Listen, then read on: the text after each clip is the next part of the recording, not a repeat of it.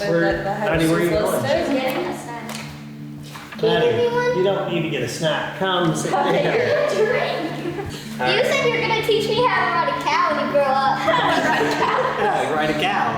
That's what's gonna be fun. Emma. Leah. My name's Joni. My name's Maddie. My name's Hallie. My name's Aria. And we have two that aren't here today, and that's Dante and Chloe. And my name is Jeremy.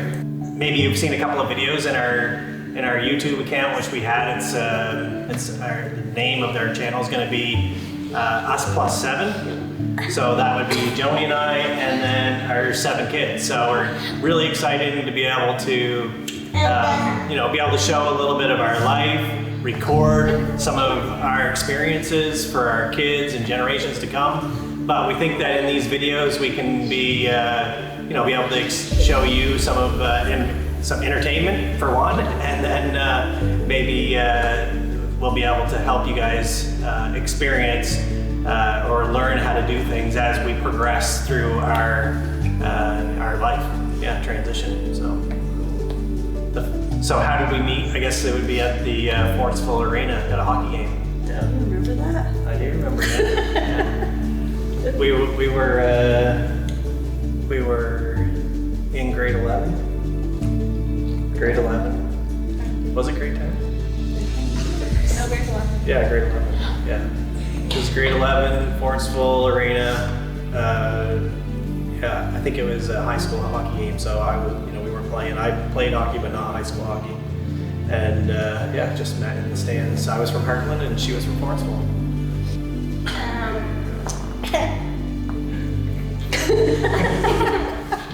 You built stuff. So what do I do for work? What's metal stuff on buildings? Steel. Yeah, steel, that's stuff. But steel on buildings.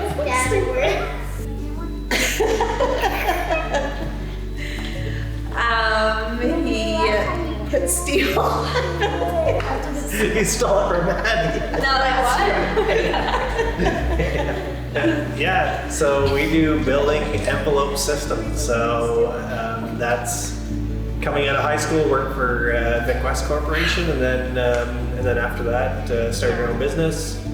And it's just focused around building envelopes. So we have quite a team, and I manage the different branches and offices, and have a lot of good people work for us. So That's what I was gonna say. yeah. And today's a day off. I meant to send you to schoolwork. Cook and clean. Hey, I could be clean too.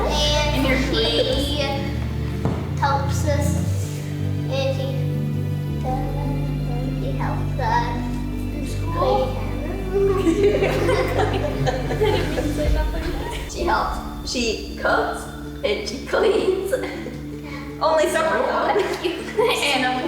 Supper. I guess that question would come to me. So I would say that mom does far more than what I do, and I've always said that to a lot of people whenever talking about how much work I do. I'm like, my wife at home does way more work than what I do, because I would never be able to be a stay-at-home dad. I even though that would probably be very rewarding, it's just not in me to do that, and it takes somebody special to be able to be home raising 7 kids, and because of that, I have a lot of really great respect for Joni because of the challenges that there are with no adult communication, that it's always kid interaction, and that can be challenging. Looking after, making beds, the same beds every day, washing the same dishes every day, cleaning diapers, preparing bottles, and now even that the kids are 16 and down to 6, there's still a lot of little things that, like changing diapers and feeding bottles, they end up doing. It might not be changing diapers and feeding bottles, but it is definitely very challenging. Well, I think every stay-at-home mom knows what I do. Well, yeah, I know. But like, not every stay-at-home mom has 7 kids. And I think, yeah, you made the comment before, whether you have 3 or you have 7, there's no real difference. Some moms have to Yeah. But there's a lot more than just feeding and helping with schoolwork. It's taking kids to riding lessons, and how many days a week are we at the barn? And, Actually, or are Mom, you at the barn? Yeah, I know, that's what I said. She has 8 with me. No, I said 7. What? You just said she has 8 with you. You're looking after me. Oh, I guess you're a 2-year-old. Oh. Wait, Yeah. Dad. You said Mom, you said that we are We're gonna- 6 kids. Huh? Mom, What do I Oh, do? really? you No. said that we are 6 kids. Down to 7 again. Why is homeschooling the right choice for our family? I would say it's the right choice. You know, it checks a number of boxes, I guess. It allows us to be able to, you know, teach our kids things that we want to be able to teach them and not have them,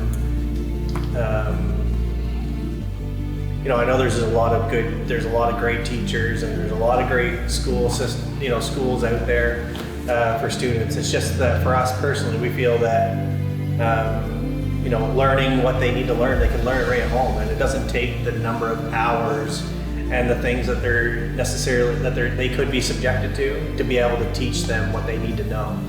So they can learn here at home within a few hours every day, and then be out being kids and playing and enjoying life, versus being at school from, you know, 8 o'clock in the morning until 3 o'clock in the afternoon, and then bus rides and everything else, right? Like that's one thing that I think is definitely benefit.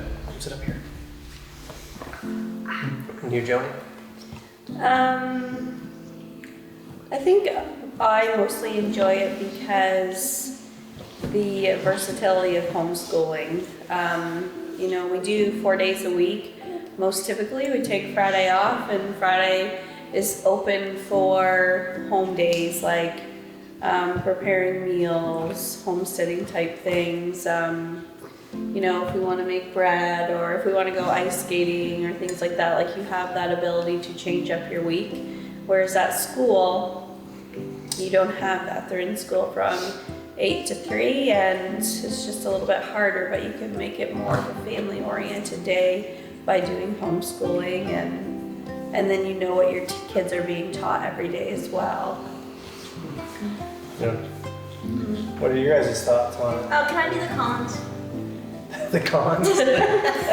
Yeah. What do you got? Okay, you don't have a social life. You don't really get to play sports because, you know, there's no team, nothing. My sisters don't like to play sports with me. I play sports with you sometimes. If she doesn't get the basketball on the net, she quits. Let's see.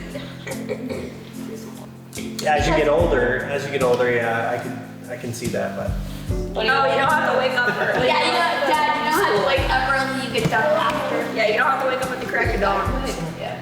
So you get done fast. What else?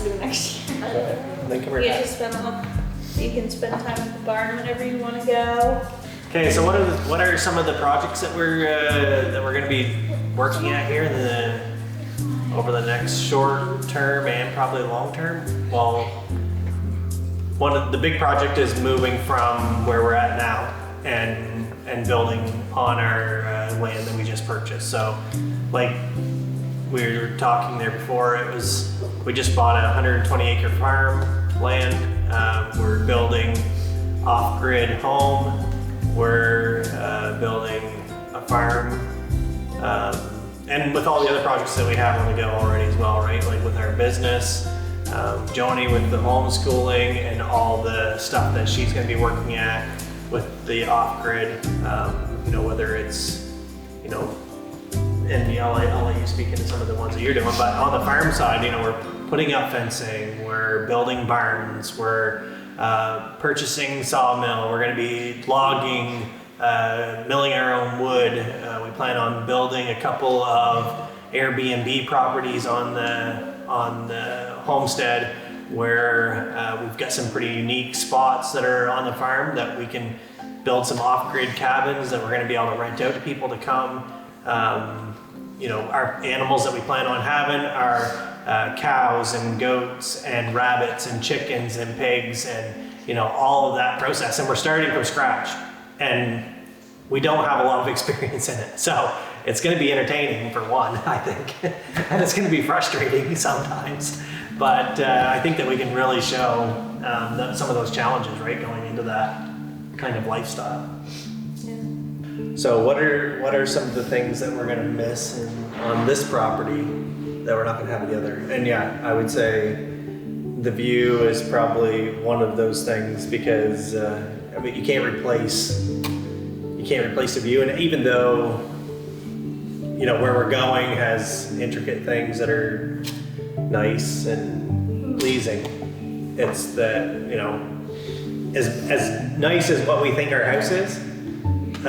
You know, God's created this massive landscape that sets before us that changes in, you know, fall and spring and winter, and we get to experience it all. It's a pleasure to be able to just see that and sit here on our couch and you guys will show you. You know, you're gonna see a clip there of that view that we're sitting here looking at. But that's one of the things that I agree. Hallie, what is one of the things that you're going to miss? The hot tub, the pool, the view from the hot tub, the view from my room, my nice room, our pantry. I like the pavement too. Yeah, the pavement's nice. Yeah, the pavement is nice. Yeah, the paved driveway in our other house that we're building, it's like a kilometer off the road, so there is no pavement going on that on that driveway. So it's going to be dusty in the summer and whatnot. Yeah, another thing that I think that I'll miss is I just like this. I do like this place. Like I like the way it looks. I like the.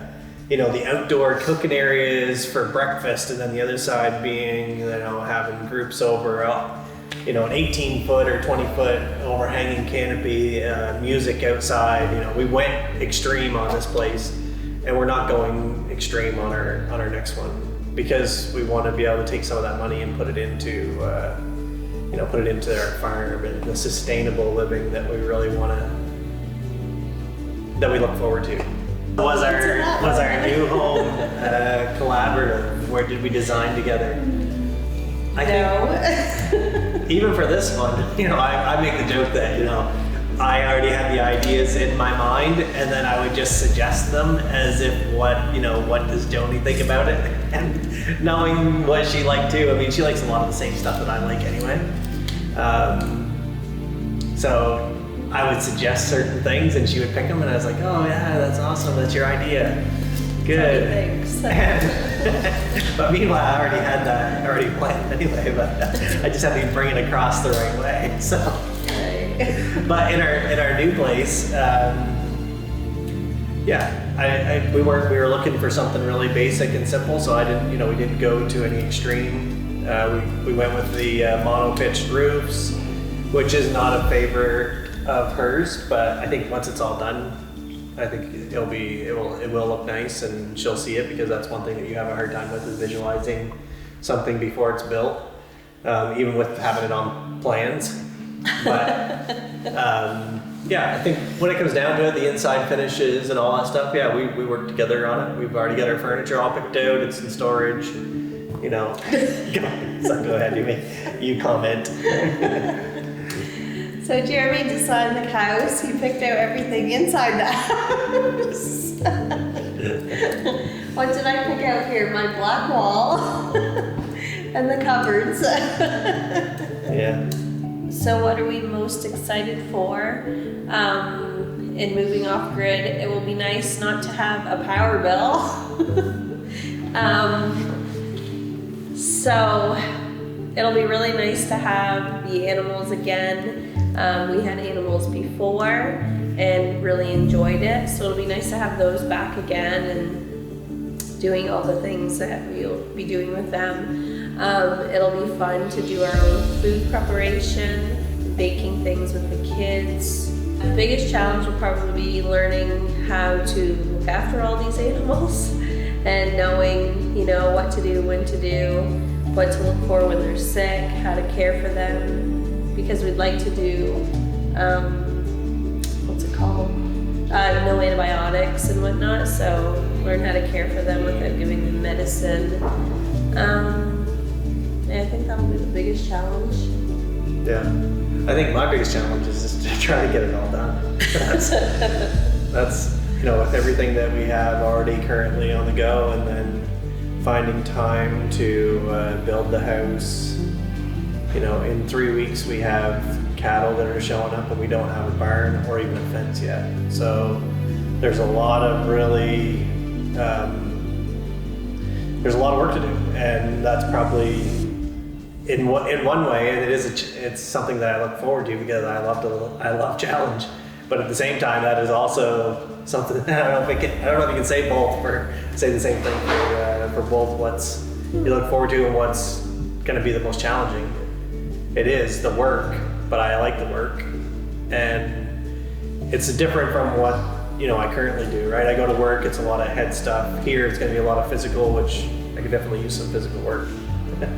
So, you know, if I could give it any advice that would help me manage a busy lifestyle. Be organized. Huh? Be organized. Yeah. Before 12. Get up before 12. Still working on that. Yeah. There it goes back to her homeschooling thing. That's what she did.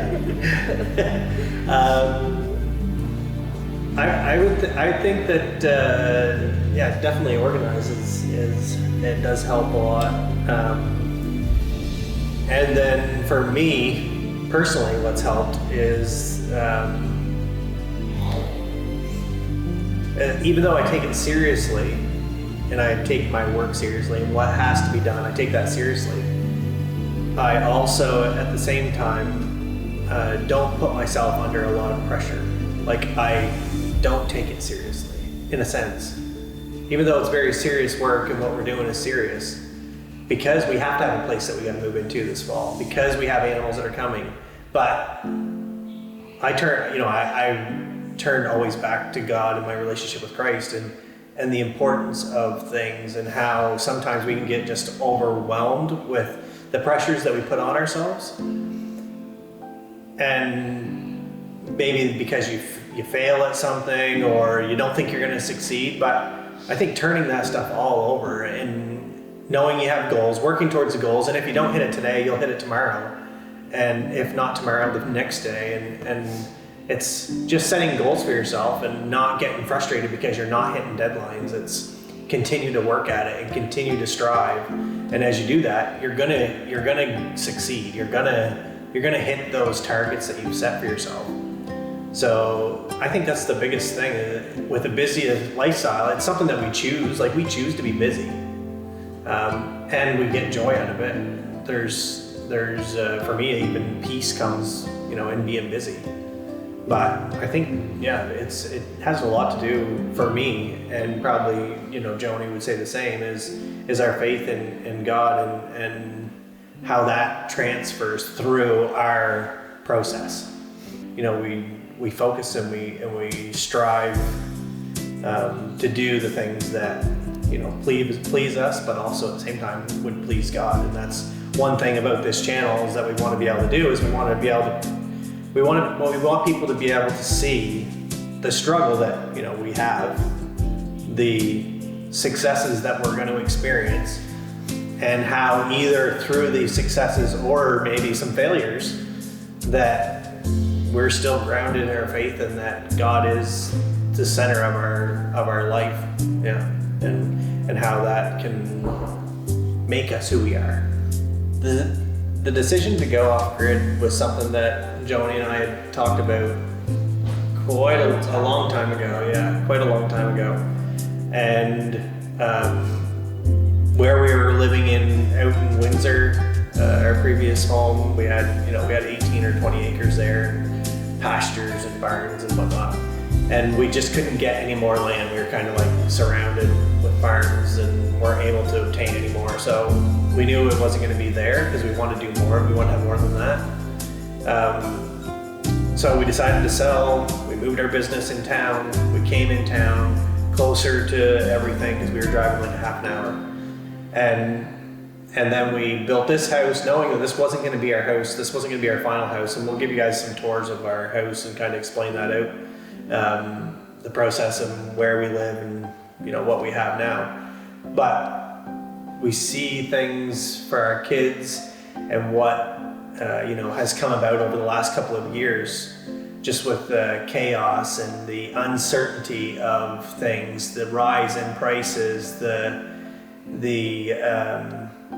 it seems like it's a constant conflict that our world or that Canada even is going through. And we believe that Christ is returning and he's returning soon. I mean, we've heard that for a number of years, but we still believe that. And it's not to feel that we have to take ourselves out of community that's what we're actually trying to build in our land, is that we're trying to build this community environment where people can come to be able to either get food or meat or whatever it is to support the community. So we're not trying to pull ourselves out of it, but we're just trying to prepare ourselves and our children to be more self-sufficient, for us not to rely on the system that's been created, because the system seems like it's being corrupted. And I think it all goes along with our faith, because we understand that this to be the case, is that time is running out, and as time runs out, then these things that are around us seem to be building up and the more tense. And what's your thoughts on that? That's a long answer. That's a long answer, but we'll be able to, we'll probably be talking more about it in future videos. But yeah, it is a long answer, and maybe you can you add? So